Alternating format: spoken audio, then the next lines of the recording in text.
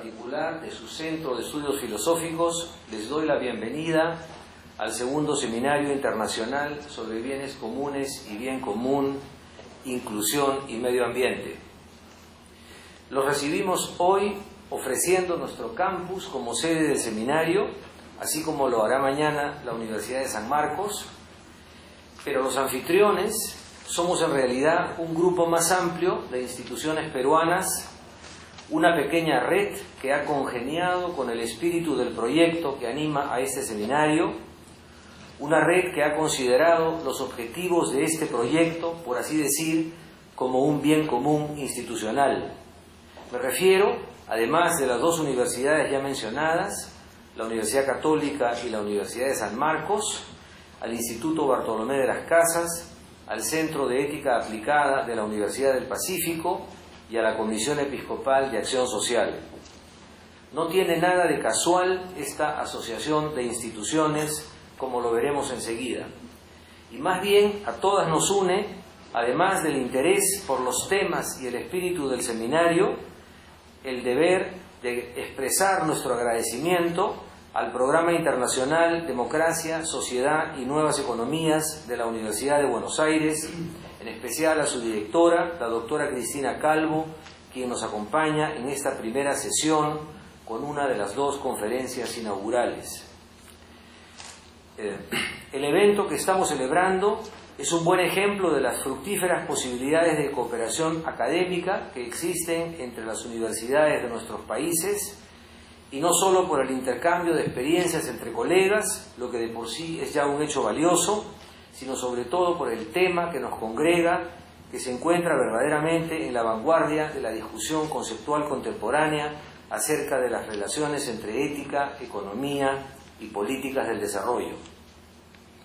En efecto, el debate en torno a la existencia de bienes comunes cuya posesión no puede o no debería someterse a la lógica de la propiedad privada, o la controversia más de fondo acerca de la contraposición entre un paradigma ético comunitario y un paradigma de tipo liberal, no son en la actualidad disquisiciones meramente académicas, sino más bien debates que afectan directamente las decisiones políticas que se toman a diario a nivel local y a nivel global sobre asuntos de importancia vital para todos los seres humanos.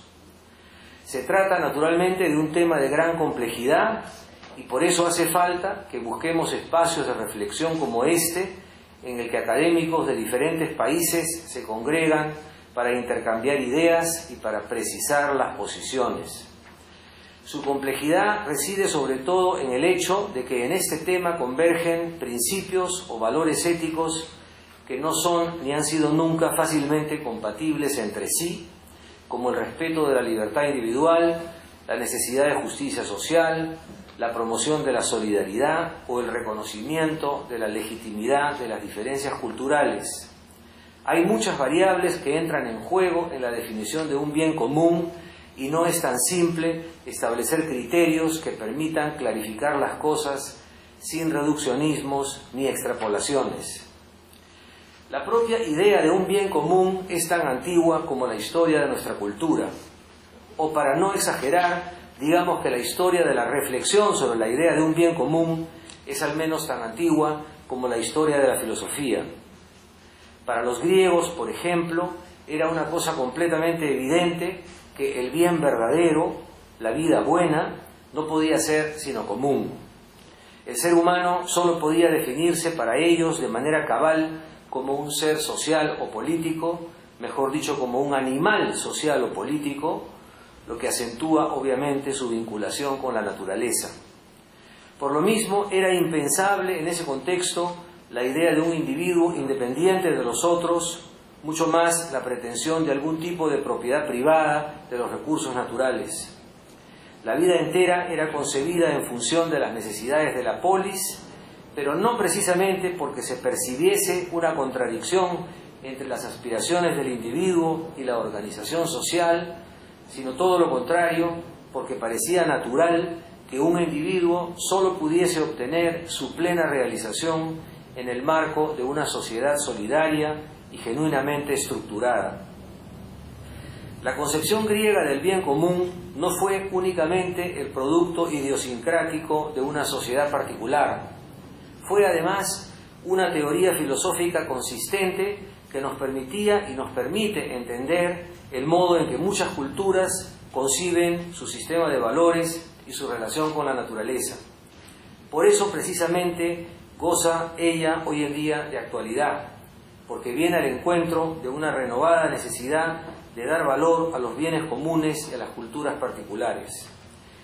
Pero haríamos mal en idealizar sin matices esa concepción o en no dar valor a la concepción ética moderna que supo reconocer de manera creativa la importancia de la libertad del individuo. La autonomía y la dignidad de la persona humana son conquistas de la cultura ilustrada, muchas veces asociada al pensamiento liberal, que se han convertido también en patrimonio común de la humanidad. Si queremos recuperar la relevancia ética de la comunidad de los bienes, debemos hacerlo sin descuidar igualmente el principio de la autonomía de las decisiones individuales. El que exista en nuestra sociedad un abuso o una sobrevaloración del individualismo, que son formas distorsionadas de la libertad, no debería llevarnos a desconocer su más genuina fuente de legitimación. Es obvio, sin embargo, que en la oscilante historia de nuestra cultura política o económica vivimos en una época en la que hace falta recuperar principalmente el valor de la comunidad frente a la exacerbación o la exaltación de las pretensiones del individuo.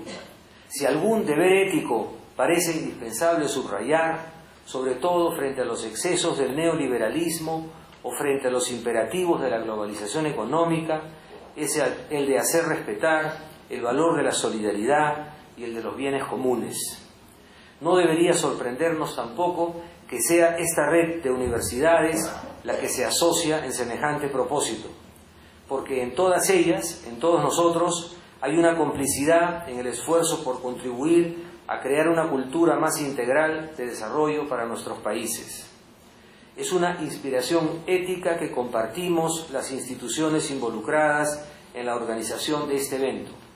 En particular, para la Pontificia Universidad Católica del Perú, no solo para su centro de estudios filosóficos, sino para el conjunto de la comunidad universitaria, es parte esencial de nuestra misión como universidad promover el cultivo del bien común y de los bienes comunes en nuestro país y en el mundo.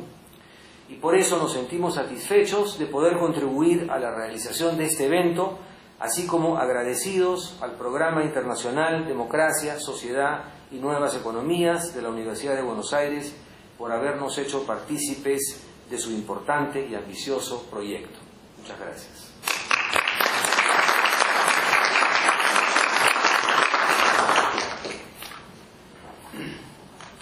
Bueno, luego de estas palabras de introducción al evento, vamos a dar inicio a la primera sesión de la conferencia magistral o de este panel de conferencistas magistrales, en donde escucharemos a Cristina Calvo y a César Carranza. Comenzaremos con Cristina Calvo, directora del Programa Internacional sobre Democracia, Sociedad y Nuevas Economías de la Universidad de Buenos Aires. Ella tiene un doctorado en Comportamiento Humano y Sociología Económica y una maestría en Gobernabilidad y Desarrollo Humano. Es docente del programa Amartya Sen, que se dicta en numerosas universidades de América Latina, e investigadora sobre nuevos paradigmas en economía. Es consultora de diversos organismos vinculados con el sistema de Naciones Unidas, miembro del Comité Latinoamericano de Líderes de la Conferencia Mundial de Religiones por la Paz, miembro del equipo de Justicia y Solidaridad del Consejo Episcopal Latinoamericano. Fue coordinadora nacional de Cáritas y coordinadora de la Mesa del Diálogo Argentino, constituida con motivo de la crisis del año 2001. En el 2008 fue premiada por la Cancillería Argentina por su compromiso y su lucha por los derechos humanos. Ha escrito muchos artículos, ensayos y notas de opinión. Integra el Consejo de Honor de numerosas organizaciones nacionales e internacionales. Dejo con ustedes a Cristina Calvo.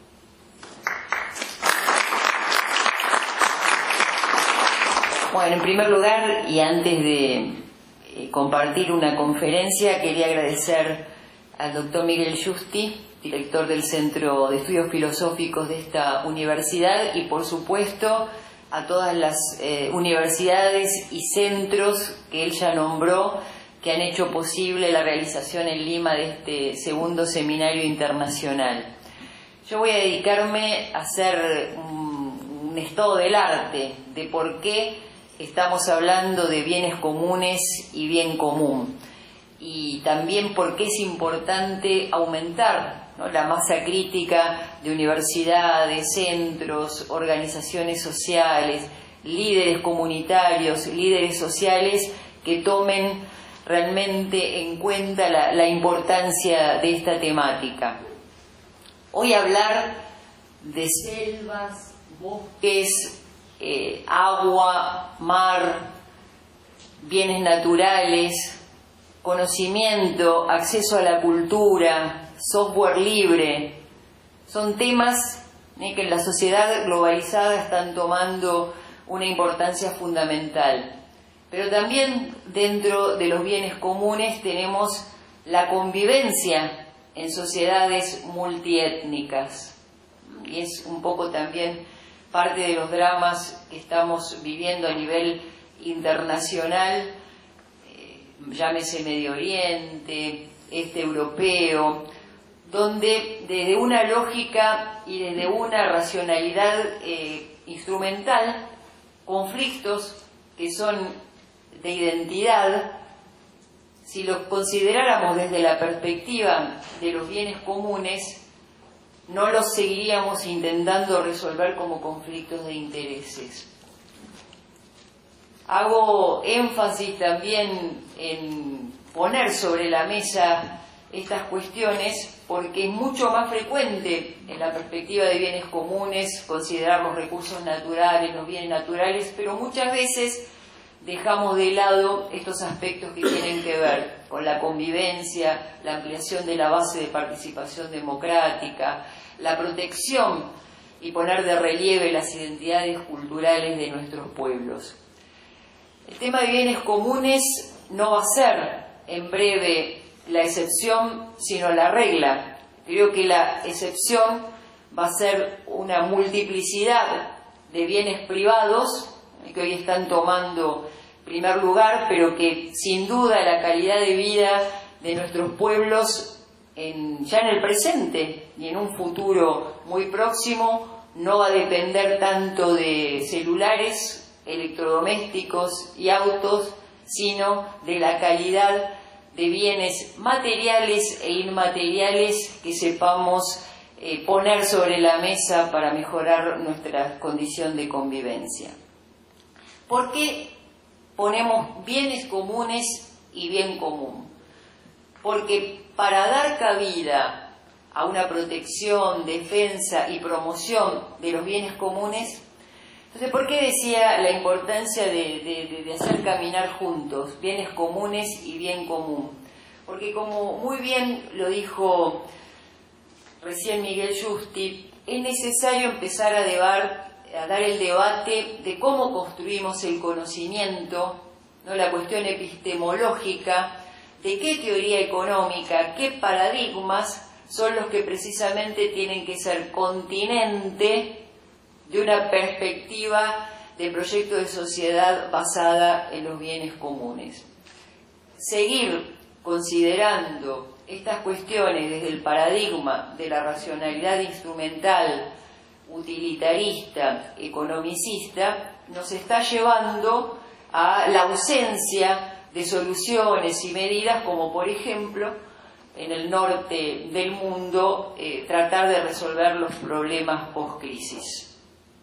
Por eso, a diferencia de otras iniciativas que están trabajando, nosotros nos sumamos a todos los que están trabajando para los bienes comunes, es muy importante dar el debate, la discusión y el conocimiento de un número cada vez más creciente de economías alternativas basadas en la centralidad de la persona en relación, no desde el individualismo, y su relación también con el planeta. De esto también lo vamos abordar en el transcurso de la jornada. Entonces, un pantallazo de lo que está pasando hoy en esta sociedad globalizada. Tenemos, sin duda, agendas en conflicto. Una agenda de los excesos, algunos le dicen de la abundancia, pero a mí la abundancia me parece una palabra positiva, ¿no? Para la abundancia, desde una perspectiva de fe, de humanista, también es saber hacer uso de todos los bienes de la creación, en diálogo, en el respeto y en el poder llevar adelante una administración que sirva a las personas y que proteja al planeta. Versus una agenda de la escasez, porque la escasez también es un dato. Construimos una teoría económica, procesos productivos de comercialización basados en un planeta supuestamente infinito, y el planeta es finito. Entonces la agenda conflictiva es precisamente haber ideado toda una trayectoria económico-social desde algo que era inacabable y que no es inacabable, o bien, como decía Gandhi, el planeta está en condiciones de alimentar y dar buena vida a todas las personas, pero sin duda que no a la codicia de unos pocos, ¿no? Y la codicia de unos pocos es lo que está, digamos, generando todos estos efectos indeseables. Entonces, ¿cómo tenemos que trabajar sabiendo que son unas agendas en conflicto y que vamos a vivir una década o un poco más de gran turbulencia en el mundo? Se está proyectando cómo estaremos en el planeta en el 2030, en el 2050, y bueno, las previsiones es que vamos a ser alrededor de 9.000 millones de personas tratando de vivir bien dentro de los límites, pero acá son datos importantes a considerar. El 85% de los 9.000 estaremos viviendo en países en desarrollo, emergentes como los nuestros, como se considera Argentina, Perú, buena parte de los países también de América Latina. El 70% del producto va a estar también generado en este rango de países y el 70% va a vivir en ciudades, aglomerados urbanos y suburbanos. Va a haber un aumento exponencial de la clase media porque la incorporación de programas de ingresos o de el resurgimiento de algunas economías ha hecho salir de la pobreza absoluta, ¿no? Digamos, de la pobreza absoluta, no de la relativa, que la desigualdad sí ha aumentado, pero de la cantidad numérica de pobres han salido algunos un número importante de la pobreza. Ahora, esto que podría ser un dato positivo del aumento de la clase media, consideramos que a veces no lo es tanto, porque nosotros como clase media no somos particularmente ahorrativos, somos también agentes del despilfarro. Por eso hay que hacer una acción cultural también en la discusión de estos temas. En la previsión hoy de los límites del planeta, ya sabemos que si seguimos a un ritmo de consumo de materiales, materias primas, necesitaríamos 1,5 planetas. En el 2050 se calcula 2,5 planetas. Como no los vamos a tener, vamos a tener un planeta maravilloso como el que tenemos que empezar a hacer algunas acciones de transformación, algunas acciones correctivas. Cuando hablamos de escasez, estamos hablando que 4.000 millones de personas van a estar viviendo cerca de cursos de agua estresados, contaminados o en probabilidades de alta contaminación, y que va a bajar la productividad de la tierra. En algunos casos, cuando decimos entre el 20 y el 50%, al decir el 50%, que en lugares donde se necesita para cultivar 1 hectárea, se va a necesitar 2. Y esto habla de la poca valoración de los ecosistemas, tanto en los servicios para protegerlos como para las generaciones futuras, de qué modo tenemos que ver los ecosistemas. Esto indica que hay una primera modificación a hacer, que es redefinir nuestra idea de progreso. Hemos basado el progreso en un crecimiento sin límites y en una incluso estimación y cálculo del PBI basado en ese paradigma utilitarista, economicista. ¿Qué no mide el PBI? Siempre nosotros como economistas hemos discutido mucho, todavía por supuesto es el indicador normalizado, estandarizado y se sigue utilizando, y se lo define como la producción de bienes y servicios dentro de un país. Y mide muy pocas cosas. ¿Qué no mide, por ejemplo? No mide empleabilidad, seguridad, vida de familia, nutrición, satisfacción laboral, y creo que cualquiera de nosotros, si alguna de estas cuestiones se pudiera comprar con dinero, daríamos unos cuantos pesos para poder conseguirlo, ¿no? Porque hace a la base de la felicidad y de las condiciones de vida digna algunas cuestiones que no se han incluido en el PBI.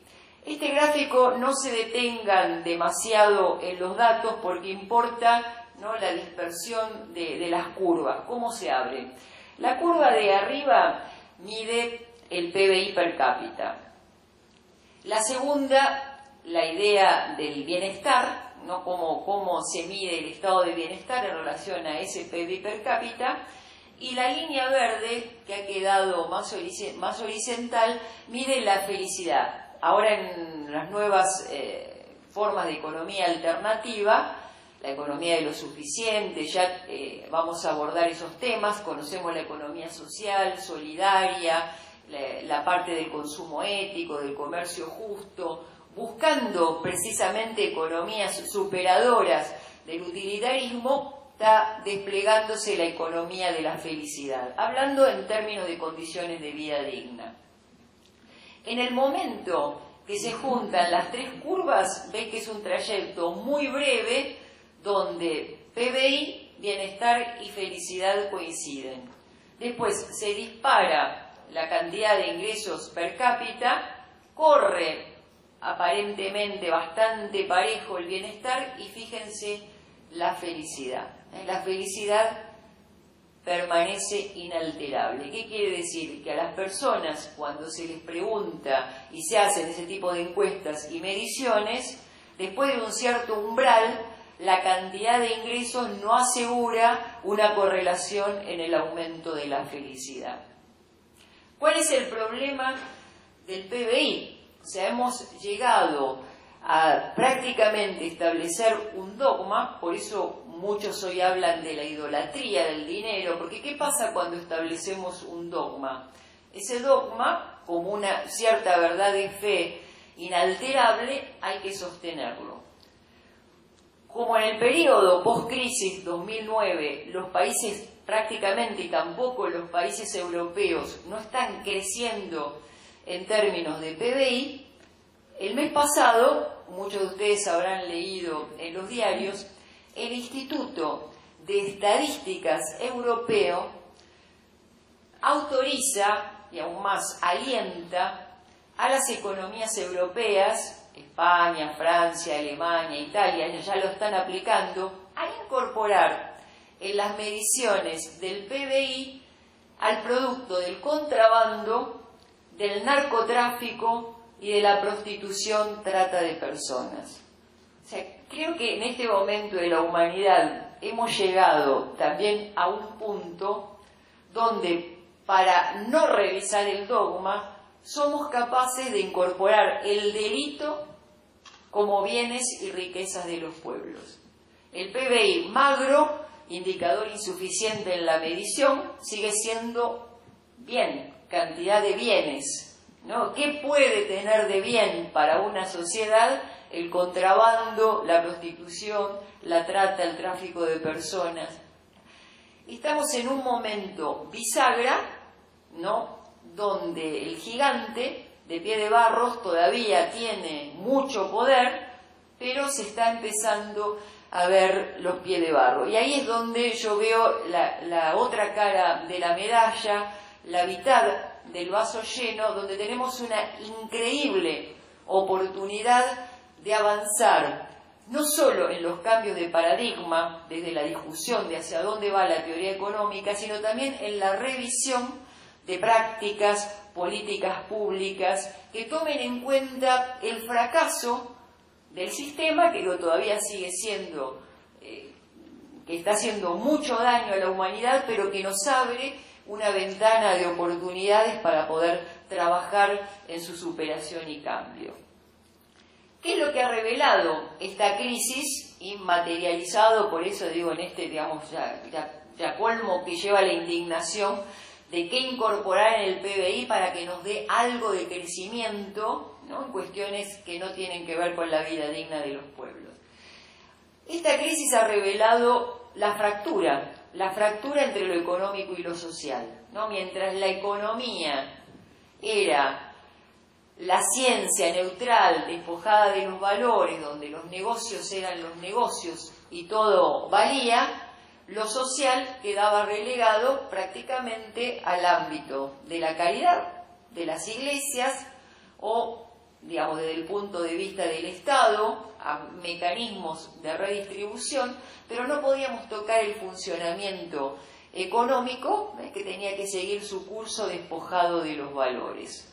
Esto ha llevado a sociedades tremendamente desiguales, como las actuales. Piensen que 85 familias en el mundo detentan la misma cantidad de riqueza de la totalidad de la mitad más pobre del planeta. Entonces ha habido un aumento escandaloso de las desigualdades por haber despojado a la economía de valores que tenían que ver también con su incidencia en el plano de lo social.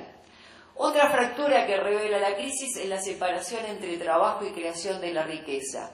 Mientras los salarios, la valorización del trabajo venía dado por la economía real, las sociedades eran bastante igualitarias en el mundo, ¿no? Con la globalización, noviembre del 76, se decide esta liberalización de los capitales y del trabajo. El dinero deja de ser una herramienta de cambio y entramos en la economía especulativa, donde el dinero se crea por el dinero mismo sin la base sobre la economía real. Tal es así que lo que revela también la crisis 2008-2009 es el sistema bancario financiero falsea incluso los balances tanto de los bancos como de las empresas que cotizan en bolsa, para que ese valor de las acciones fije honorarios a los gerentes y a todo el sistema financiero muy superiores a la media que da el trabajo. Y una tercera fractura que revela es la separación entre mercado y democracia. El mercado tiene el lenguaje de la eficiencia, que no hay que demonizarlo, o sea, el mercado va a seguir siendo importante, y la eficiencia va a seguir siendo importante como medio, no como fin, porque justamente sociedades de despilfarro no son sociedades de vida digna, y la democracia, que tiene, además de la eficiencia, otros lenguajes, como el de los derechos humanos, la construcción de la confianza, de los vínculos, de la sociabilidad. Entonces, bueno, esta triple ruptura que se ha manifestado, ¿qué hay que hacer? Hay que trabajar para integrarla. Hay que volver a insertar la preocupación de lo social en el campo económico, donde negocios no es que son solamente negocios es la libre iniciativa del emprendedor puesto al servicio de la comunidad y donde su proyecto personal tiene que coincidir con el proyecto social. No puede haber una lógica de los dos tiempos, del homo economicus, avidez de ganancias solamente en el ámbito de los negocios donde todo se me permite, después en mi familia, con mis amigos tengo otras características. Nosotros como personas somos una sola, tenemos que integrar el proyecto social con el proyecto personal, recuperar el funcionamiento de la economía real, las categorías de la economía, del crédito, del consumo, del trabajo, y por supuesto el diálogo entre mercado y democracia, que la democracia llegue a una democracia económica donde el mercado sea uno de los instrumentos y de las herramientas para su funcionamiento. Entra la exclusión, o sea, la exclusión es precisamente lo que este divorcio entre lo económico, lo social, el trabajo y la democracia ha generado masas de población sobrantes. Y como decíamos, no son solo sobrantes porque el sistema para poder funcionar las deja de lado, sino porque se han avasallado los componentes que hacen a la vitalidad y a la importancia de cada uno de nosotros como parte del género humano. La exclusión se debe a factores estructurales, ¿no? A la presión de grupos de poder, desde el punto de vista financiero, comunicacional, político, económico, pero también a sociales. Se fragmenta la sociedad. Estamos también, en el caso de Argentina, por la exclusión, muchas veces en cuestiones de guerras o litigios de pobres contra pobres, porque los mecanismos de aliento del consumo, de un consumo desenfrenado, instalan también una sociedad basada más en el tener que en el ser, y entonces mi inserción como lugar social depende de lo que tenga, y entonces a veces se producen conflictividades en situaciones de vulnerabilidad, también por haberse destruido el tejido social. Y la exclusión también obedece a factores subjetivos, o sea, la falta de horizonte de futuro, de perspectiva, de que la vida en los lugares muchas veces de situación de vulnerabilidad no vale nada, no tengo proyecto de futuro. En Argentina, por ejemplo, ha aumentado el suicidio adolescente, el suicidio juvenil, porque hemos como despojado también a la persona de lo más vital, que es la subjetividad, y la sigue poseyendo y quiere que también eso se tenga en cuenta. Entonces, redefinir el progreso.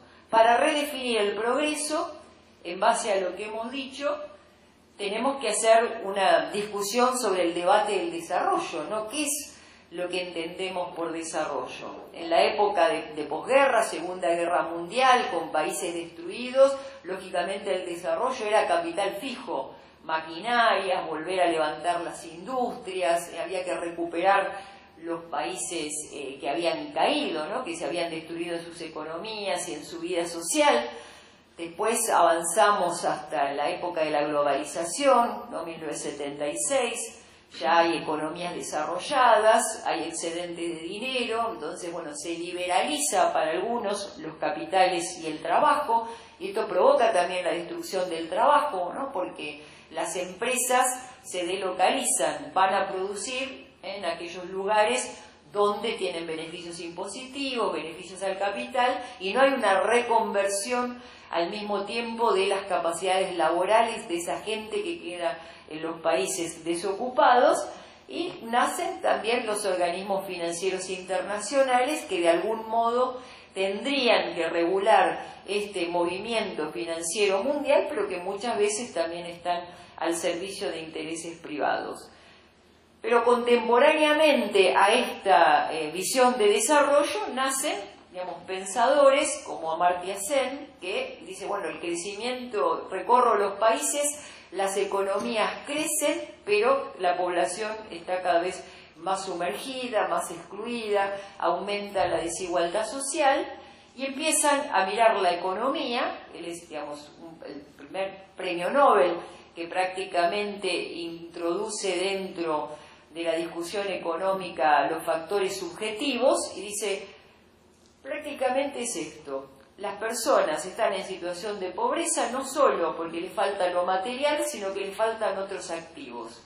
Voz, poder, capacidad de desarrollar habilidades, capabilities, no capacidades que están potencialmente y todavía en acto, pero que la economía y la sociedad no da cuenta de ellos, e introduce la mirada de desarrollo humano integral.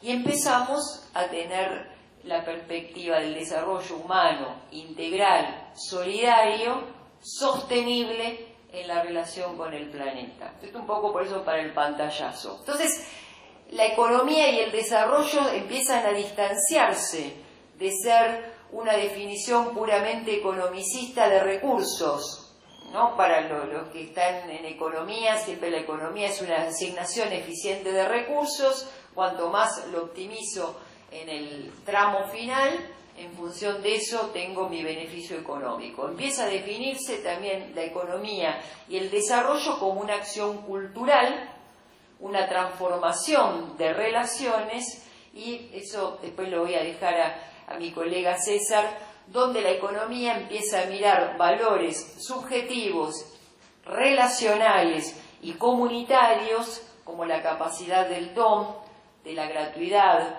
de la reciprocidad, como un humus fundamental del funcionamiento social, que no tiene que venir después de la economía, que tiene que estar incorporado desde el momento cero del proyecto económico, del proyecto social, empresarial, hasta llegar a las políticas públicas. Seguramente en la época de los recolectores y los cazadores todo era bienes comunes. Sociedades, por supuesto, más pequeñas, no exentas de conflicto, pero como decía al principio, la globalización lo ha llevado a una magnitud tal que hoy estamos sujetando bienes como el agua, los bosques, el conocimiento, la convivencia multiétnica, a una base de leyes económicas insuficientes como para dar respuesta a los bienes que son tan útiles para la vida en sociedad.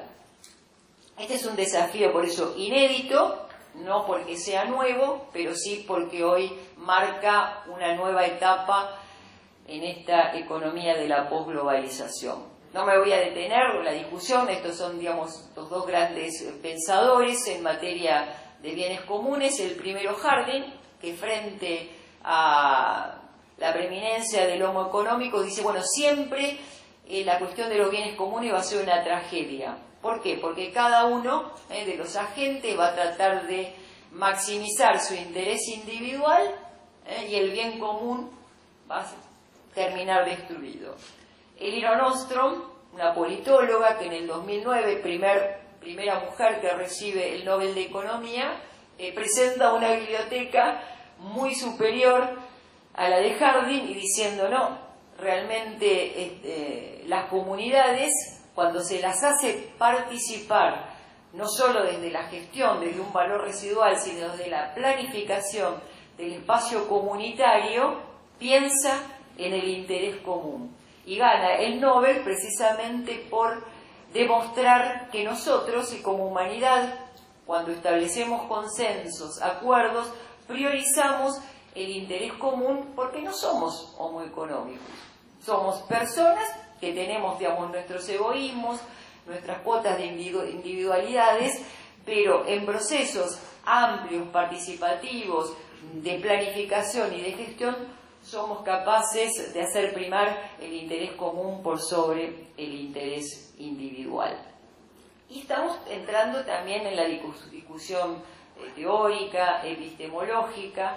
¿Por qué? ¿Por qué se está dando esto? Porque muchas veces la solución a los bienes comunes se podía pensar desde una perspectiva estatalista. Le damos al Estado la planificación y la gestión y el Estado va a garantizar el interés común. Si uno mira un poco también el recorrido de los últimos años en nuestros países de América Latina, ¿no?, con el cambio de gobiernos progresistas que realmente han tenido muchas acciones muy positivas para nuestras sociedades, una solución puramente estatalista tampoco ha sido beneficiosa porque nuestros países, para, digamos, en términos rentistas, ha llegado o está llegando a una sobreexplotación de los recursos naturales. Por eso la solución, la perspectiva de los bienes comunes, decimos que es tricotómica. Los bienes privados, ya sabemos, digamos, es lo más claro, el modo de gestión. Los bienes públicos, los bienes comunes, puramente desde una perspectiva estatalista, tampoco puede llegar a garantizar ni una perspectiva unitaria ni dual, porque lo estamos verificando en el caso más claro de una sobreexplotación de recursos naturales. ¿Por qué tricotómica? Porque necesariamente desde la perspectiva relacional necesitamos una nueva ecuación de funcionamiento, de planificación, de mirada entre sociedad, Estado y mercado, ¿no? Una subsidiariedad, como se llama, circular, donde ninguna tenga el vértice, pero que sí sea una unidad en la diversidad. El Estado va a tener que seguir garantizando la universalidad, también estableciendo controles, ¿no? La sociedad tiene que poner en acto el valor que tiene de la reciprocidad, de la subjetividad, de estar cercano a la necesidad, pero también estar cercano a la solución, como también Elinor Ostrom lo resolvió. Y el mercado, donde no podemos vivir sin mercado, porque el contrato nos llevaría a situaciones caóticas, pero con un redimensionamiento de su rol y función dentro de esta tríada que tiene que, esperemos, también manejarse en una nueva ecuación. Entonces, nuevos paradigmas que requieren espacios como este, por eso estamos abriendo realmente algo que para mí da muchísima esperanza y que tiene que ver con multiplicar espacios de diálogo, de formación, de conocimiento que impliquen el debate no solo de cómo preservar, multiplicar los bienes comunes en función de la generación presente y la futura, sino también hacia dónde vamos como teoría económica social en construir nuevos paradigmas que sean continentes dignos de este modo de funcionar como sociedad. Muchas gracias.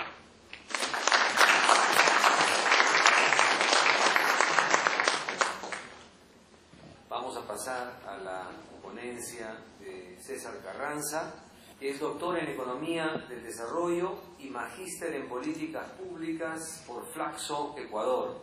Posee amplia experiencia en el diseño de políticas públicas y gestión de programas y proyectos sociales, especialmente en el campo de la seguridad alimentaria y de atención a grupos vulnerables y en riesgo. Tiene también experiencia en actividades de monitoreo y evaluación de proyectos sociales y en conducir investigaciones relacionadas a la seguridad alimentaria, condiciones de vida y de nutrición, temas sobre los que ha realizado trabajos de capacitación y formación de equipos nacionales en Ecuador y varios países de Latinoamérica como Guatemala, México, Nicaragua, Perú y Bolivia. Los dejo con el doctor César Carranza.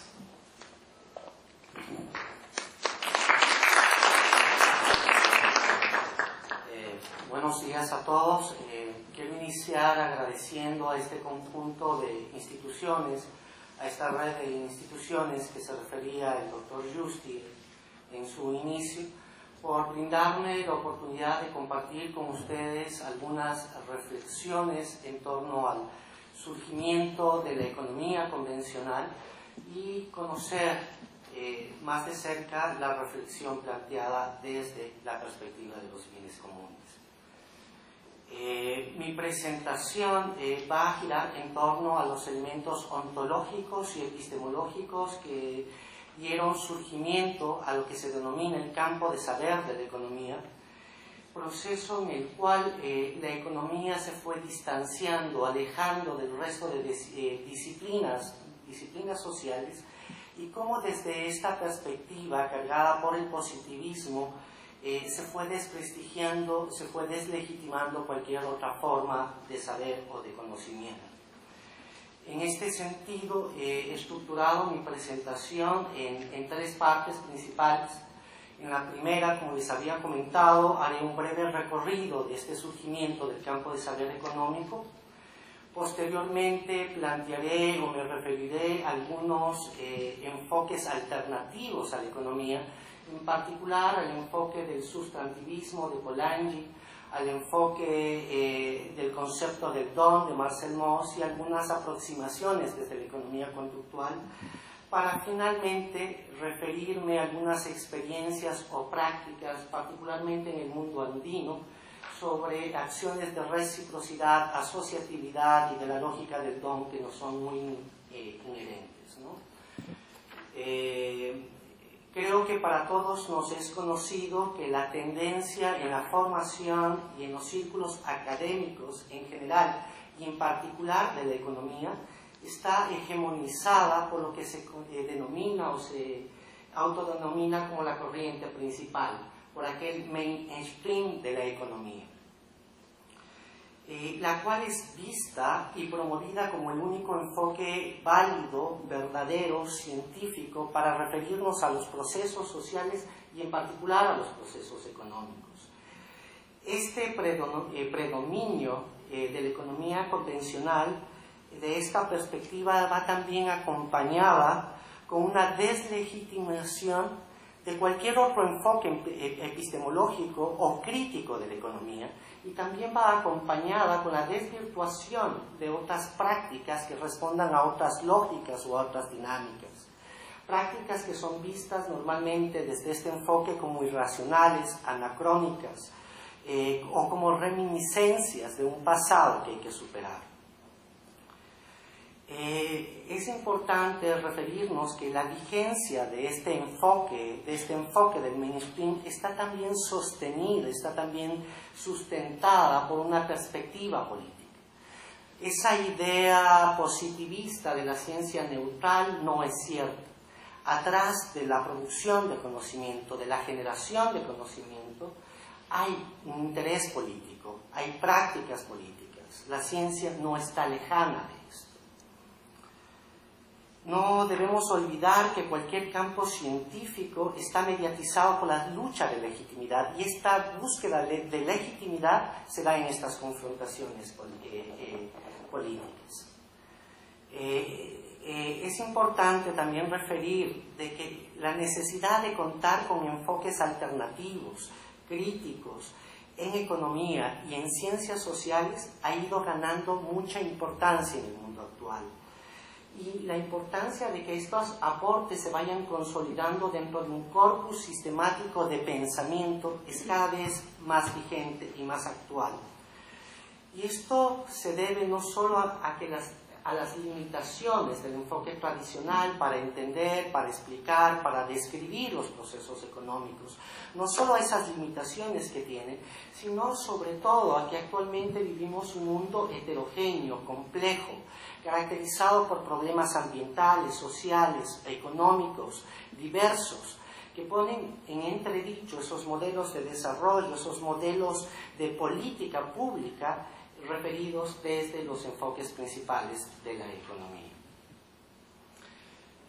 Si queremos nosotros hacer un rastreo, una especie de genealogía del saber económico, debemos situar a que ese saber económico convencional se sitúa a finales del siglo XIX, en el surgimiento del utilitarismo allá en la Europa, en un momento histórico particular, en un momento de la Segunda Revolución Industrial, en un momento donde el capitalismo buscaba consolidarse a nivel general y donde se necesitaba un campo de saber, una ciencia que no solo justifique y entienda el surgimiento de esta, sino que también la legitime a nivel internacional. Esta formación del campo de saber económico se tradujo en un progresivo distanciamiento de lo económico del resto de disciplinas sociales. Se buscó dar a la economía un lenguaje particular, un lenguaje totalmente positivista, incorporando dentro de ese lenguaje, dentro de esa formación, a la matemática como la única posibilidad de tener una ciencia dura que nos permita entender, describir, predecir los acontecimientos económicos y sociales. Esta perspectiva conceptual, denominada también como utilitarista, formal, el mainstream, plantea una dicotomía permanente. Esa dicotomía, ese mundo hobbesiano en que todos estamos enfrentados a todos, todos estamos compitiendo entre todos, por bienes que nos son escasos. Esa era la idea, ese era el axioma que nos estaban incorporando.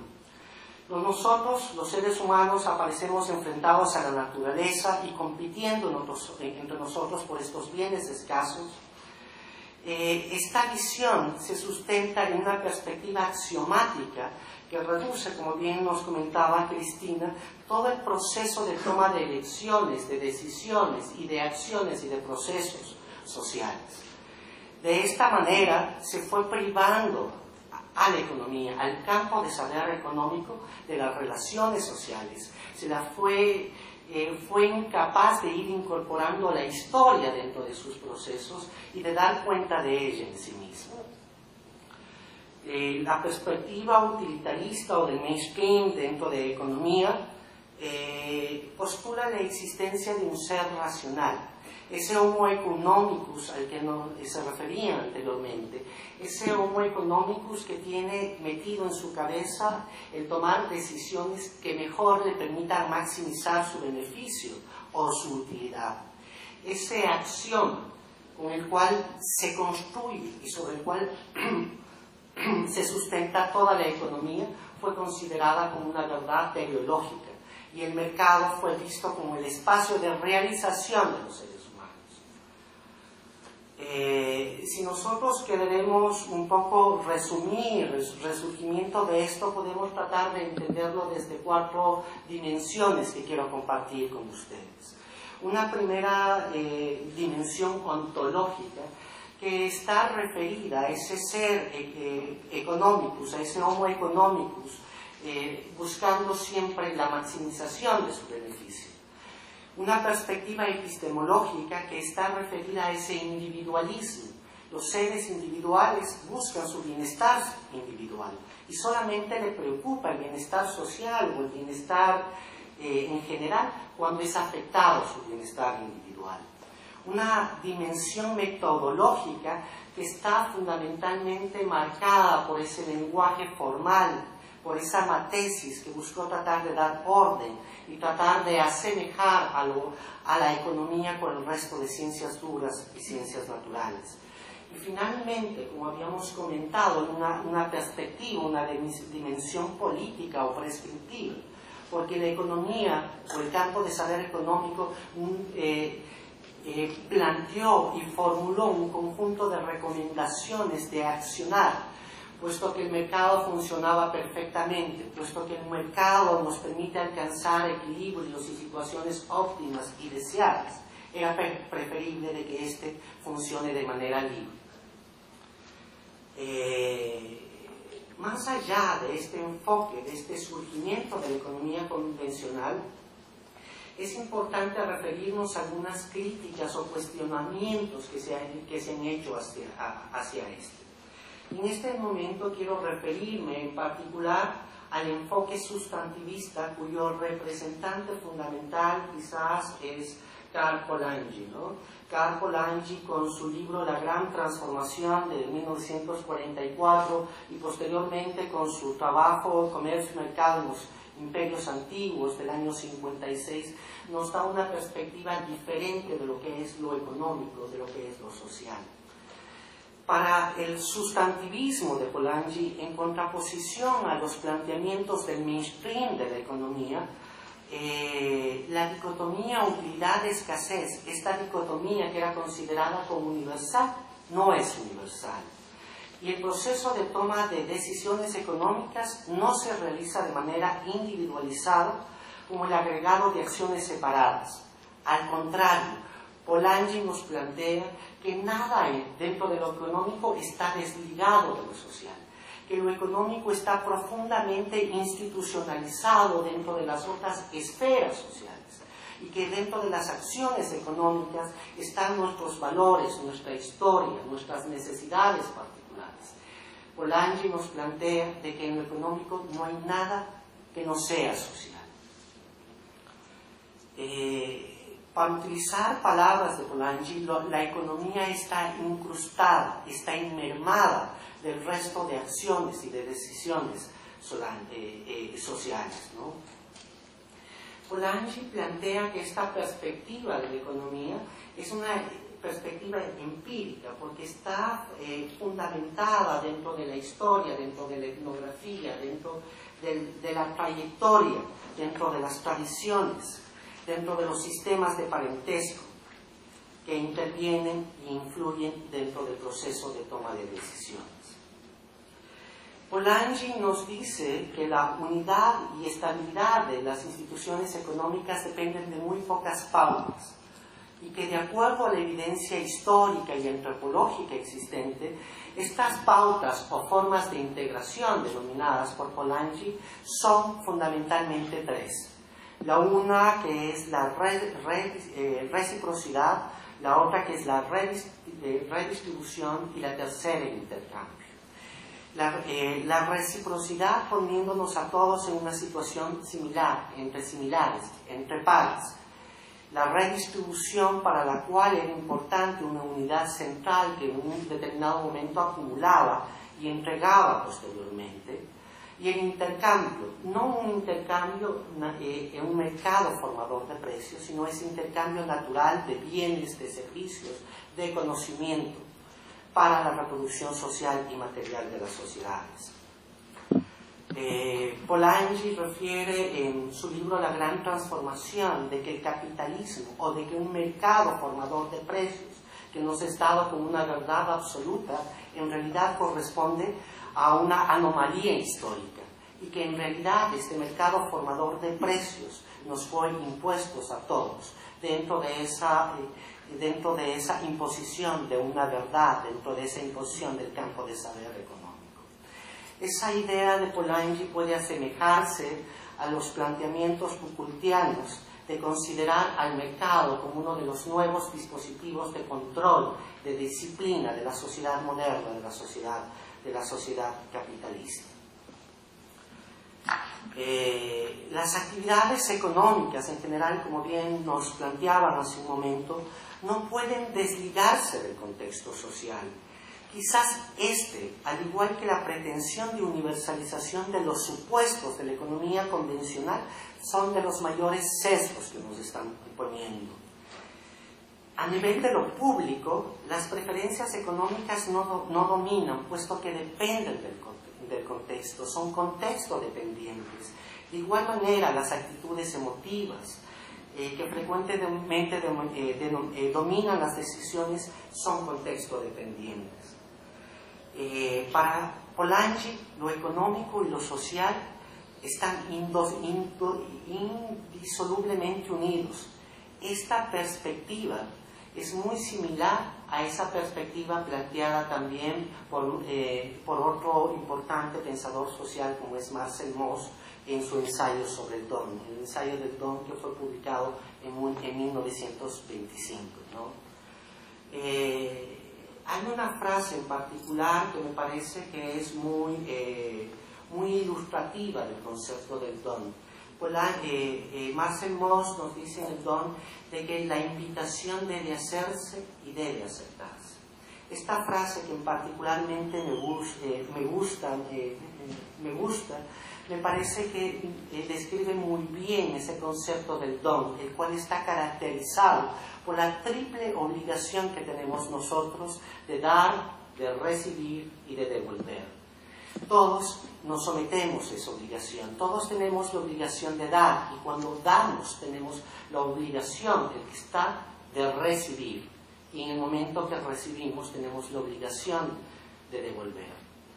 Este elemento que Marcel Mauss plantea como un elemento estructurante del vínculo social, no solamente en las sociedades llamadas tradicionales o primitivas, de las cuales se refiere dentro de su texto, sino también en las sociedades modernas. Es quizás una de las características que mejor describen un conjunto de prácticas que están muy arraigadas y muy vigentes en Latinoamérica y en el mundo en general.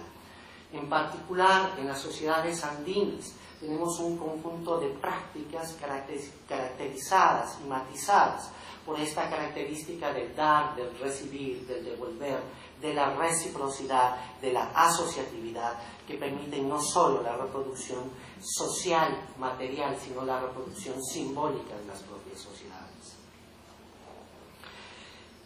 Mauss, con su concepto del don, ayuda a ampliar el entendimiento del vínculo entre la economía y la sociedad, describiendo otro tipo de racionalidades y motivaciones en los procesos económicos y sociales. La entrega, recepción y devolución de los dones son elementos obligatorios y complementarios de un sistema total, en el cual no solo están en juego los aspectos económicos, sino también los aspectos simbólicos relacionados con el honor, con el prestigio individual, y donde la reproducción social de todo el grupo social está en juego. El debate en torno a la lógica del don ha vuelto a tomar importancia en los últimos años. No solo porque es un concepto académico que nos ayuda a entender de mejor manera estos procesos sociales o económicos, sino porque también se ha constituido en un planteamiento de lucha. MAUS, por ejemplo, son las siglas internacionales del movimiento antiutilitarista, aquel movimiento que actualmente está dentro de los procesos sociales, tratando de romper esa lógica de acumulación y de consumo, que muy bien se refería la doctora Calvo dentro de su presentación. Aquella lógica de consumo ilimitado, de crecimiento ilimitado que nos está imponiendo la sociedad capitalista como verdad. Quiero referirme también al hecho de que durante los últimos años dentro de la economía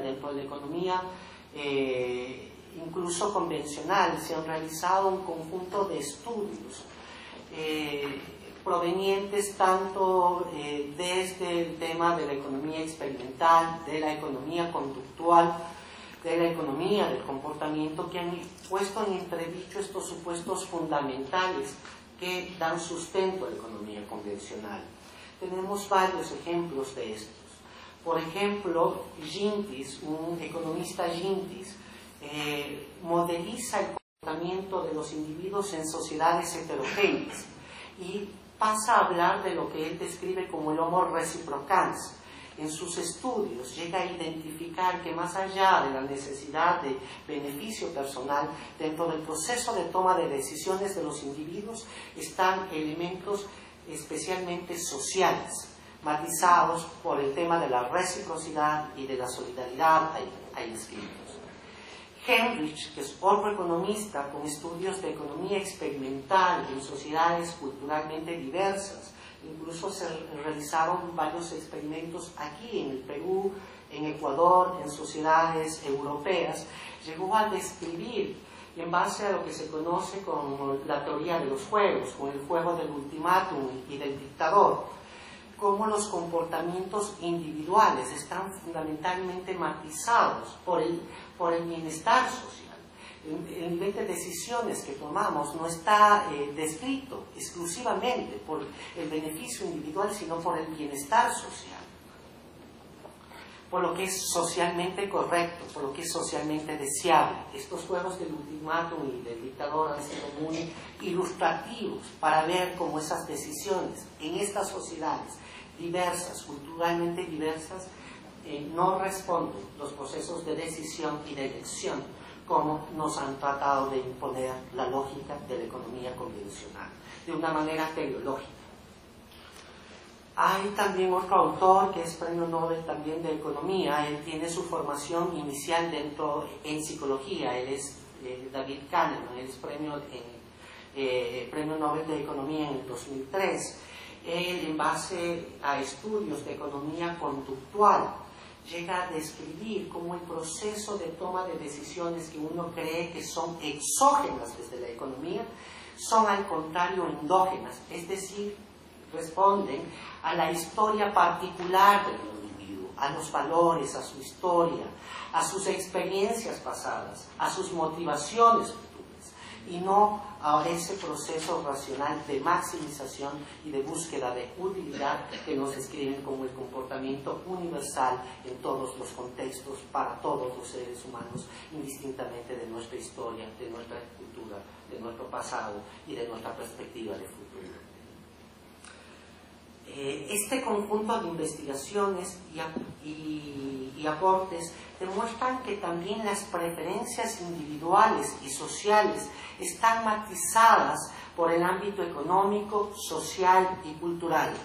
La investigación histórica y etnográfica sugiere que las sociedades humanas, con sus particulares formas de cosmovisión, con sus particulares valores, con sus particulares formas de organización social, de un universo simbólico, de sistemas de parentesco, de ritualística, de ambiente, de instituciones en las que están metidas, son los elementos que definen fundamentalmente el accionar económico.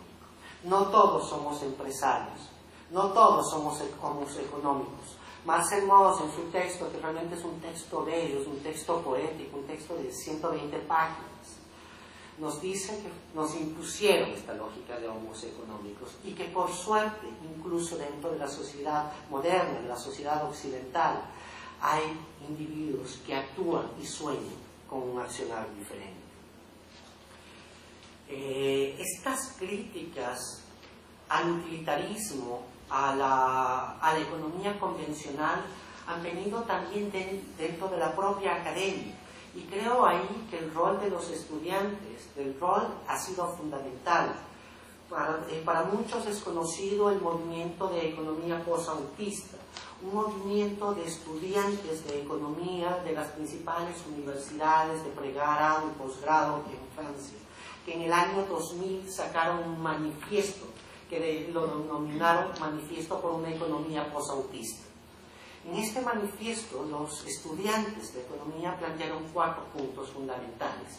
Era un pedido a la sociedad en general de romper con esa visión única y dogmática en la enseñanza económica, en la búsqueda de la enseñanza de enfoques plurales más allá del enfoque del mainstream, en la búsqueda de encontrar dentro de las matemáticas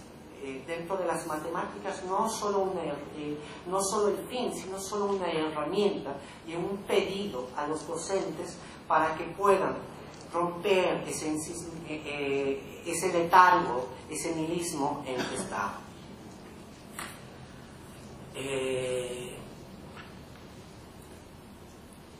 La presencia de relaciones de reciprocidad, solidaridad y de la lógica del don están muy arraigadas dentro de la cultura y cosmovisión latinoamericana, en particular de los países andinos. Para todos, elementos o instituciones como la minga, el prestamanos, instituciones como el priostazgo son elementos constituyentes que están ahí, que están vigentes. En estudios etnográficos recientes, por ejemplo, realizados en el norte del Ecuador, en la Sierra Norte del Ecuador, se identificaron 17 instituciones diferentes relacionadas con elementos de la solidaridad y de la reciprocidad. Asimismo, en estudios recientes se identificaron dentro de las sociedades de la Sierra Indígena Ecuatoriana elementos del préstamo en dinero que funcionaba bajo la lógica del don, no con un contrato formal, sino con un contrato simbólico, donde había también la obligación de la reciprocidad a futuro. Todas estas prácticas tradicionales que desde la perspectiva convencional, tradicional de la economía, son anacrónicas, irracionales, son prácticas vigentes y extendibles. Son prácticas que nos describen y nos plantean de que este mundo de los homos económicos nos ha sido impuesto y son fortalezas para el surgimiento de otras formas de economía. Otras formas de economía que han sido reconocidas, por ejemplo, dentro de los procesos políticos de algunos países dentro de la región. Esas formas de economía caracterizadas por la solidaridad o denominadas como economías sociales solidarias o populares solidarias, dentro de diferentes procesos constitucionales. Por ejemplo, dentro del proceso constitucional de Ecuador, se reconoció a la economía social y solidaria no solo como un elemento vigente y de gran trascendencia en el Ecuador, sino como una práctica legítima y como la mejor posibilidad y opción para alcanzar ese sistema de buen vivir definido constitucionalmente. Ya que estoy por concluir, me quedan muy pocos minutos, me gustaría dar conclusiones en dos bloques. El primero en torno a lo que es la reciprocidad, la lógica del don en la economía social y solidaria, y el otro en lo que es el campo de saber económico. Indicarles que las actuales manifestaciones de la economía social y solidaria se dan en un contexto donde el marco conceptual hegemónico en el análisis de los procesos económicos deja de lado elementos del resto del sistema social que lo integra y lo define. Elementos como la reciprocidad y la solidaridad que me referí anteriormente y que les son estructurantes, fundantes y que describen muy bien el etos subyacente de este tipo de prácticas. Decir que dentro de la economía social y solidaria está vigente esa lógica del don, del dar, recibir y devolver, esa lógica de la reciprocidad, esa lógica de la solidaridad, valores que no corresponden a ese homo economicus que nos han planteado. Indicar de que en estos últimos años, en particular en estos contextos de crisis que se refería la doctora Calvo, se han promulgado este conjunto de políticas públicas que ven en estos espacios, en estas lógicas, posibilidades y opciones para un mundo mejor, más incluyente. Dentro del campo de saber económico, a manera de conclusión, me gustaría referirme que dentro de la disciplina económica, los sistemas de representación y apropiación de esas representaciones están hegemonizadas, como me había referido, por esa perspectiva formal o por el mainstream. Y esto se legitima dentro de las propias instituciones, dentro de las instituciones del saber como son las universidades. Debemos ponernos a pensar cómo estructuramos nuestro pensum académico, cómo estructuramos nuestro pensum, nuestro programa, nuestro enfoque, si queremos incorporar enfoques críticos y más acá, desde nuestra región, para tener un pluralismo mucho más amplio. Debemos pensar de que las instituciones nos generan los objetos de saber, nos dicen qué debemos investigar, cómo investigar, qué método aplicar. Y esto está matizado por ese conjunto de redes institucionales y por esa práctica fetichista actual de la publicación. Las revistas indexadas, por ejemplo, nos dicen qué debemos estudiar, cuál es nuestro objeto de pensamiento, qué método debemos aplicar e incluso cuáles son las conclusiones a las que debemos llegar. Siguiendo al filósofo francés Rancière, uno debe volverse a repensar lo que ya está pensado, en un ejercicio de hacer de que el pensamiento se piense a sí mismo, en saber cómo se ha construido históricamente, en un ejercicio epistemológico, genealógico del saber, una arqueología del saber, en decirnos cómo hemos ido construyendo nuestros objetos de pensamiento y cómo dentro de esa construcción de objetos de pensamiento hemos generado a un sujeto de ese pensamiento, que debe responder y debe tener ciertas características dadas. Los sujetos que la hacen posible. Se trata de analizar los juegos de relaciones entre saberes y poderes, entre instituciones y sujetos de saber específicos, es decir, los modos de operación que los regímenes de saber diagraman. La invitación está hecha, yo les agradezco.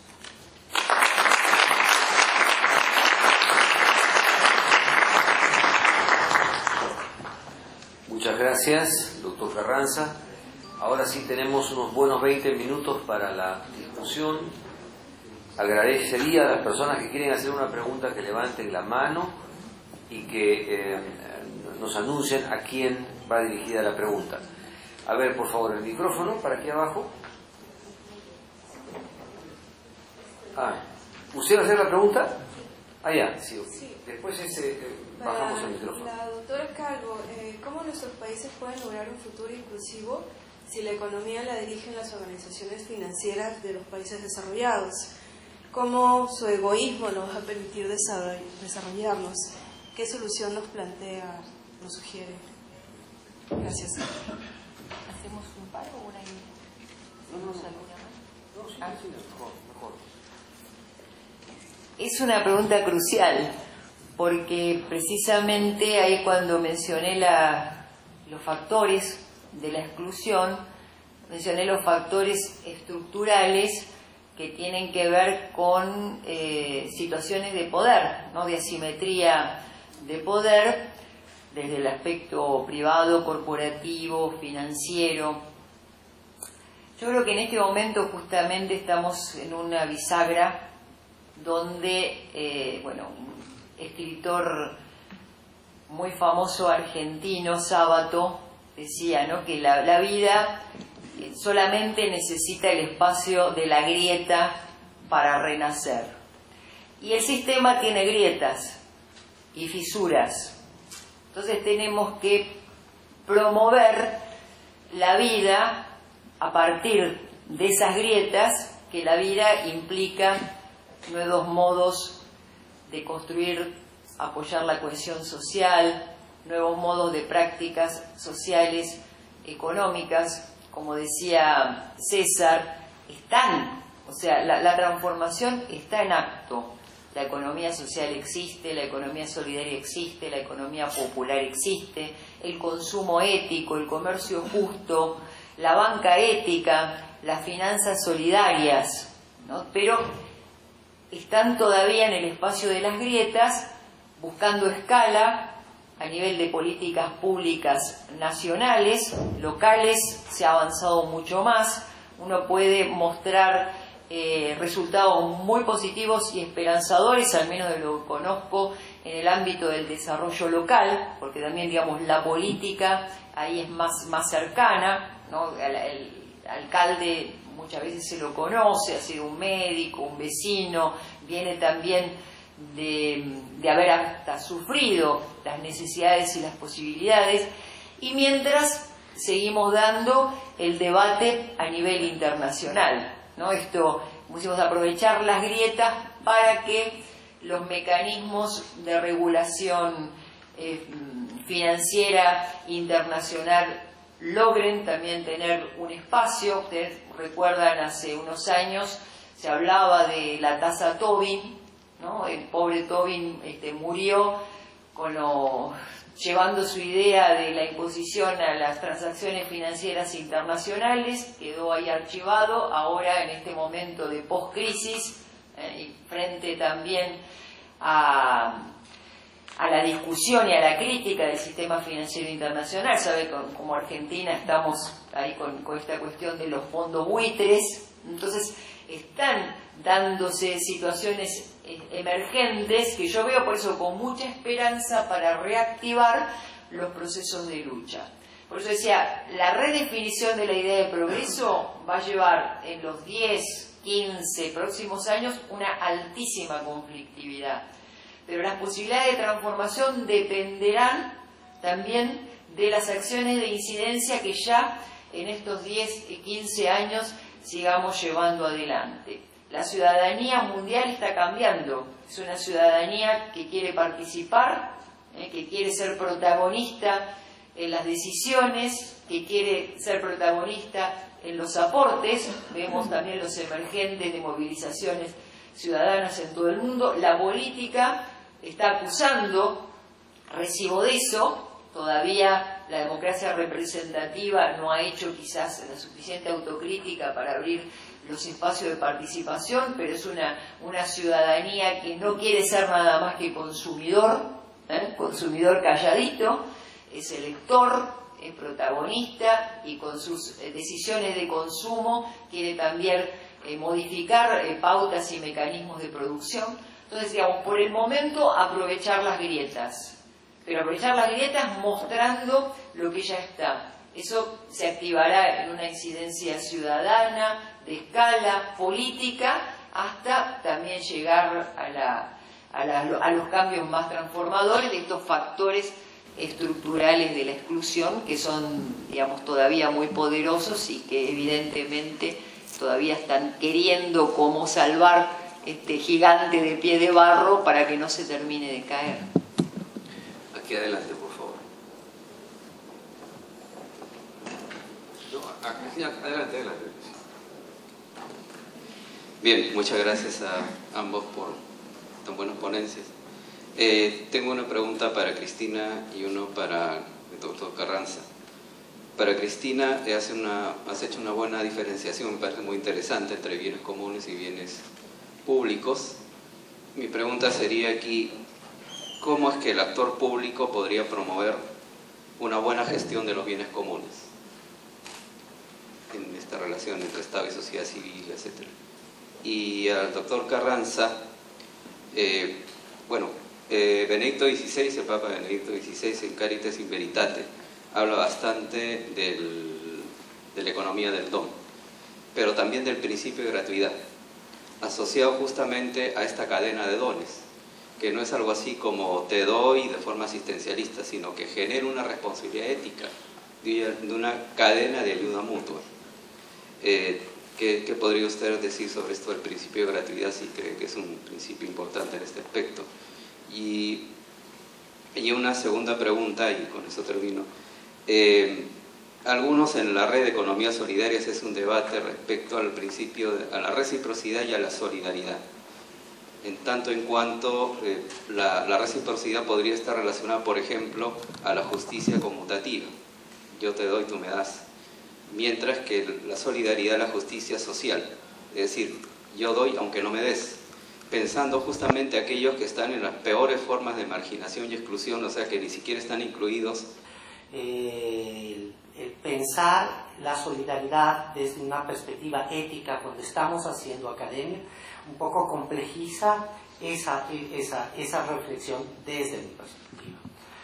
En cuanto a la otra pregunta, el principio de gratuidad, efectivamente hay algunas observaciones, algunos cuestionamientos hechos a la perspectiva del don, en el sentido en que se genera un tema de obligación, un tema de deber los favores, el deber el tema del don, el deber los dones recibidos.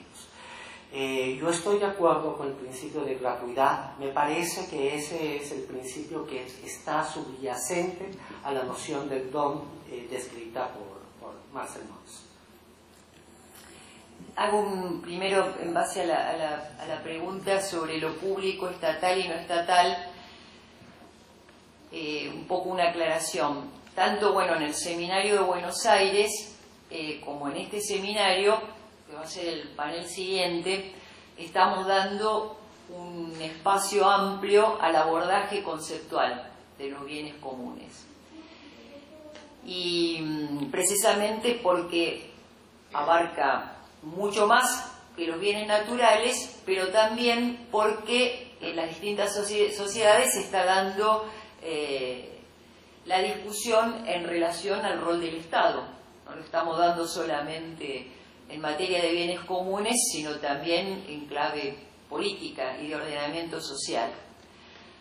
Entonces hoy tenemos como tres clasificaciones de bienes: bienes privados, bienes públicos y bienes comunes.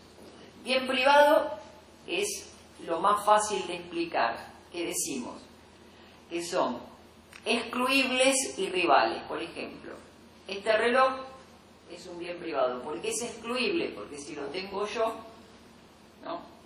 no lo pueden tener ustedes. Es rival también, porque si lo estoy usando yo, no lo pueden usar ustedes. El caso de los bienes públicos, no excluibles sino rivales. Por ejemplo, la defensa de un país. No se puede excluir a nadie de la defensa pública de un país y no es rival. O sea, lo que yo usufructo o aprovecho o me beneficia la defensa de mi país, no excluye de lo que otro argentino recibe como beneficio de la defensa que le proporciona su país. En el caso de los bienes comunes, ahí tenemos un matiz. No son excluibles, pero sí rivales.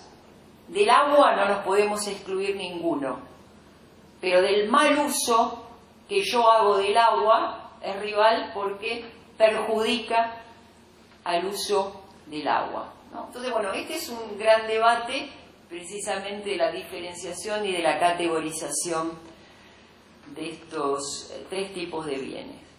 ¿Qué pasa con el Estado y qué pasa con el individualismo? Que tiene mucho que ver con la presentación de César. En el bien público, yo gozo de la defensa del país, puedo seguir siendo un individualista. En el bien común no puedo seguir tengo que tener una perspectiva relacional, comunitaria, de relacionalidad, precisamente por la finitud del planeta y porque depende de mi uso que la otra persona hasta sobreviva. Pensemos en un desierto o en lugares donde por el cambio climático, la capa de ozono, están cambiando todos los perfiles, ¿no?, de inundaciones, tsunami, cómo tenemos que tener una mirada de bienes comunes, porque depende también de lo que hagamos la vida o la supervivencia del otro. Entonces la figura del Estado cambia. La figura del Estado es un actor fundamental en términos de redistribución de la riqueza y en términos de universalismo. A veces se decía la sociedad civil es la mayor garante del universalismo, pero también eso está en discusión, porque si la sociedad civil nosotros lo consideramos a la ciudadanía o al pueblo, al concepto de pueblo, y no a la multiplicidad de ONG, estamos bien ubicados. Pero si consideramos sociedad civil la multiplicidad de ONG, muchas veces también las ONG defienden intereses privados, ¿no? Entonces, la universalidad tendría que ser desde la perspectiva del Estado, no el estatalismo. Por eso hablé de la nueva ecuación, porque el problema del estatalismo es muchas veces también el problema cuando hablamos legitimidad de origen y legitimidad de ejercicio en la elección de los gobernantes. ¿Cuál es hoy uno de los factores críticos de la democracia representativa? Haber quedado a lo mejor en la legitimidad de origen. El pueblo elige a un representante y el representante se siente ya como dueño de esa voluntad popular. Y muchas veces dice, el pueblo me votó y entonces ya hago lo que quiero. No, hay que estar validando la legitimidad de ejercicio porque es una representación, no es una traspolación de la voluntad del pueblo que queda subsumida en la voluntad del gobernante y entonces decide por el pueblo. Esa es la nueva perspectiva de ampliación de la base de participación democrática, donde el voto, y sobre todo en nuestros países de América Latina, ¿no?, con las dictaduras, lo hemos conquistado con tanto esfuerzo, es fundamental. Pero esa democracia electoral tiene que avanzar a que los representantes no solo amplíen la base de la ciudadanía, sino que se sientan permanentemente cuestionados en que esa legitimidad de origen que le dio el voto tiene que ser también validada por la legitimidad de ejercicio, ¿no? Entonces, creo que es muy importante, por tu pregunta, hacer esta diferenciación entre lo que es la categorización de los bienes y el rol del Estado en cada uno de ellos. En los bienes privados, por supuesto que hay que conjugar libertades y bien común. Ese es el gran desafío de los bienes comunes, crear sistemas que conjuguen, como decíamos al principio, libertades individuales con bien común. El Estado tendrá que seguir poniendo regulaciones para evitar monopolios, oligopolios y para universalizar la redistribución de la riqueza, sabiendo que nos manejamos en sociedades que la globalización ha llevado a desigualdades escandalosas, pero que sin duda tiene que tener un diálogo y una perspectiva de trabajo conjunto con el mercado, respetando también la libre iniciativa, pero en función de un proyecto común, y con la sociedad civil entendida como pueblo, ciudadanía, que tiene también todo un capital simbólico, un capital subjetivo, que modifica también su proyecto de sociedad o que tiene que incluir en un proyecto de sociedad. Bueno, una pregunta aquí, sí, por favor.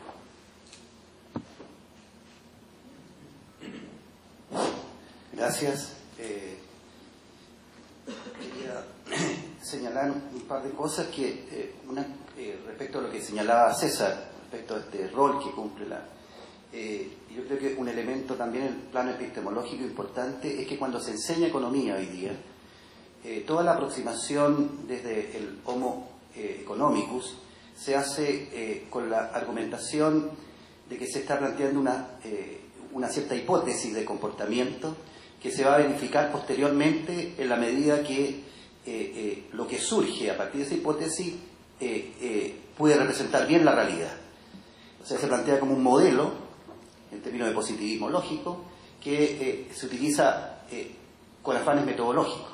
Sin embargo, la metamorfosis que viene en ese proceso es que aquello que se supone como hipótesis de partida se transforma en modelo normativo. Así debe ser.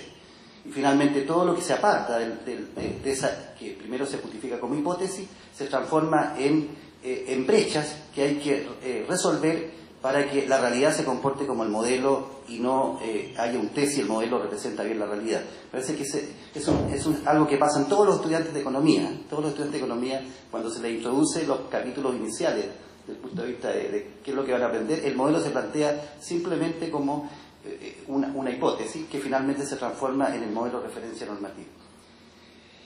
Respecto de algo de Cristina que me gustaría un comentario de ella, es que yo creo que también es interesante en esta síntesis que tú haces de la reflexión o cómo ha sido visto el desarrollo, pero también César, o lo que se ha llamado la corriente principal, yo creo que es interesante plantear que la noción de desarrollo ha sido también una noción en disputa, no solo hoy día. Cuando uno piensa, por ejemplo, en el populismo ruso, en las visiones de Gandhi, podríamos meter a Aya de la Torre, podríamos meter mucho, hay una especie de un pensamiento o un intento de vía comunitaria de movilización, vía campesino-comunitaria de movilización, en que las estructuras comunitarias intentan ser salvadas. En Gandhi es evidente, en el populismo ruso, y es un debate. Cuando vemos la introducción de la cuestión social, en los años 70 hay un gran debate que los teóricos del desarrollo lo ordenan a través del enfoque social, donde se introducen las categorías de necesidades básicas, de empleo de calidad y de distribución del ingreso, para utilizar a un autor que no tiene nada de contestatario como Dudley Silva, decir, no hay desarrollo, sí es que hay crecimiento, pero no se mejora ninguna de estas tres características. Eso se llamó todo el debate. En los años 70 aparece también, a partir del informe Roma y del Congreso de Estocolmo, la cuestión ecológica, donde se introducen las categorías de finitud, que no estaban presentes en la economía, la idea de que la economía está introduciendo efectos planetarios, que también es nuevo. Bueno, pero uno podría seguir la corriente nórdica, una corriente de donde viene un premio Nobel alternativo nuestro de Chile, que es Magnef, que plantea los temas culturales y locales. Es decir, no hay el desarrollo, sino que hay desarrollos, por primera vez, en el debate más oficial. Y hoy día tenemos el etnodesarrollo. O sea, esto solamente para decir, doy estos ejemplos no por petulancia, sino para decir, el concepto de desarrollo ha sido también un concepto en disputa y que seguirá estando en disputa, no solo de hoy día. Y eso me parece interesante porque plantea, desde el punto de vista más histórico, de que esto viene siendo un debate. Lo último, sobre el tema del mercado que César señala bien, creo que es interesante también remarcar que para Polanyi el mercado es una institución que ha acompañado la historia humana. O sea, estos tres, la reciprocidad, la redistribución y el intercambio y el mercado, son instituciones que están en la historia de la especie, y que por tanto no hay que confundir mercado con capitalismo, que me parece muy importante porque tiene que ver con consecuencias políticas que saca. Y además no plantea, y a mí me parece muy interesante contraponerlo, la idea de Hayek, el mercado como punto final civilizatorio, en el sentido que el mercado es el único que puede articular una sociedad extendida. Recordemos que Hayek dice la solidaridad y la cooperación, estoy hablando del gran filósofo neoliberal del siglo XX, la solidaridad y la cooperación fueron clave en la subsistencia de la humanidad. Pero era lo propio de los pequeños grupos. Cuando el salto civilizatorio produce sociedades extendidas, es el término que él usa, el mercado se transforma en la institución civilizatoria que permite. Por tanto, todos aquellos que seguimos hablando de solidaridad, seguimos hablando de cooperación, para Hayek es una especie de reminiscencia, de arcaísmo que queda en la conciencia de una larga historia humana, pero que ya no es para el futuro. Entonces, cuando Polanyi dice el mercado ha acompañado toda la historia, está hablando de una institución muy larga que también seguirá hacia adelante, y que no es la oposición a la solidaridad y a la cooperación.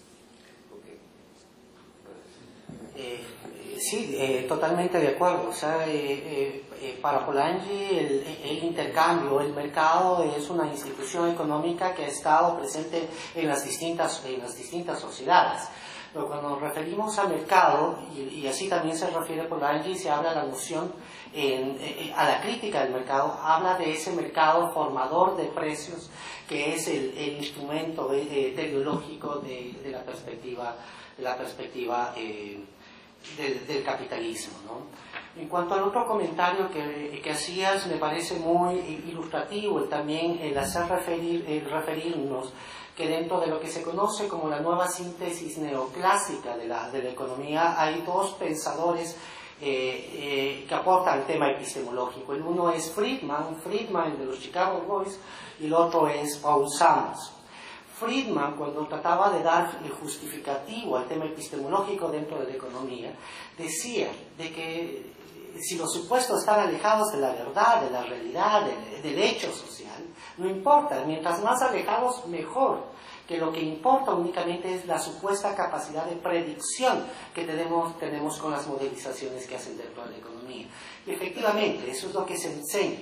Todo puede ser modelado en economía, todo puede ser modelado en función de los supuestos que tú estás poniendo, de las asunciones que haces, de las formas de curvas que estás tú planteando, y bajo esas consideraciones de que las preferencias son continuas, fijadas de manera exógena, en general, ¿no? Me parece que cuando hablas de desarrollo, también es importante referirnos al debate crítico actual del desarrollo y referirnos a autores como Arturo Escobar o a todos esos críticos que se los conoce como el postdesarrollo. El propio concepto del desarrollo está en cuestión. El desarrollo ha sido un concepto que se nos ha sido introducido de una manera también teleológica, un camino a seguir, un camino tutelado a seguir. Y estos autores se preguntan, de pronto, ahí está el problema, en esa búsqueda de desarrollo que nos fue impuesta, ¿no?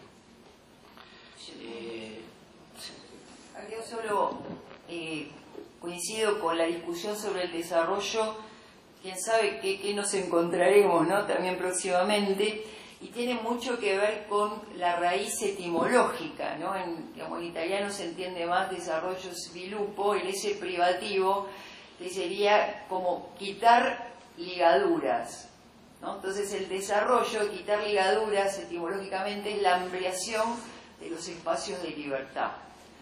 A medida que los seres humanos vamos conquistando nuevos espacios de libertad, van cambiando, ¿no?, nuestra mirada sobre el desarrollo. Mientras teníamos el rey, donde coincidía la voluntad del rey con o sea, cuál era el bien común del pueblo, lo que el rey decidía, ¿no? Entonces no había espacio de libertades. En la posmodernidad, ya por eso nosotros como ciudadanos, como pueblo, queremos decidir sobre nuestras decisiones políticas, de consumo. Entonces, a medida que eso va creciendo, aunque los espacios de libertad lamentablemente son imperfectos, ¿no? Hay otras formas de esclavitudes en el mundo muy graves, pero necesariamente el mismo dinamismo, la misma subjetividad social y comunitaria va a generar nuevas expectativas de desarrollo y nuevos modos también de alcanzar en función de ese avance. Por eso yo digo que es tan importante empezar a conciliar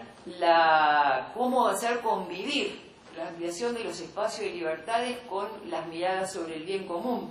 Porque antes la solución a esta conflictividad, que era ahora la solución de Hobbes, de un leviatán, ¿no? Un leviatán ya vemos que no funciona, no hay modo de que todos los países firmen los protocolos por la huella de carbono. O sea, un leviatán global no va a funcionar.